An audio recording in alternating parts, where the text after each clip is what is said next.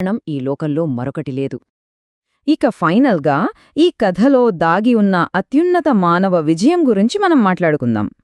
చూడండి, ఈ కథను మనం కేవలం ఏదో చిన్నపిల్లల నీతి కథలాగా తీసిపారేయలేం.